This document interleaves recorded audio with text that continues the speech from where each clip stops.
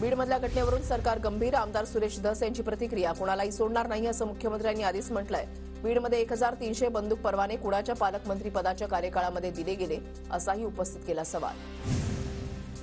बीड घटनेमधील संशयित मंत्री शपथविधीनंतर सभागृहामध्ये आलेच नाहीत. त्यांची हकालपट्टी करा. विधानसभेत नाना पटोलेंची मागणी. बीडमधल्या सरपंच मृत्यू प्रकरणावर वाल्मिक कराडच्या प्रश्नावर पंकजा मुंडेंनी बोलणं टाळलं. कोणतीही प्रतिक्रिया न देता निघून गेल्या. तर मुख्यमंत्री फडणवीस या प्रकरणावर आज विधिमंडळामध्ये बोलणार. बीडमध्ये धनंजय मुंडेंपेक्षा वाल्मिक कराडचं जास्त चालतं. वाल्मिक कराडावर कसं बोलावं अशी धनंजय मुंडेंपुढे अडचण. रोहित पवारांची टीका. संतोष देशमुखांच्या सर्व आरोपींना पकडा. आम्हाला आता सहन होत नाही. न्याय द्या. संतोष देशमुखांचे भाऊ धनंजय देशमुखांची प्रतिक्रिया. बीडमधील कटुता कमी करण्याचा माझा प्रयत्न राहील. शरद पवारांचं विधान. शरद पवार 21 तारखेला मस्साजोगला जाणार.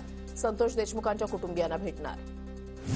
मुंबईतल्या बोट दुर्घटनेमधील मृतांचा आकडा 14 वर. 43 वर्षीय बेपत्ता व्यक्तीचा मृतदेह सापडला. एक जण अद्याप बेपत्ता.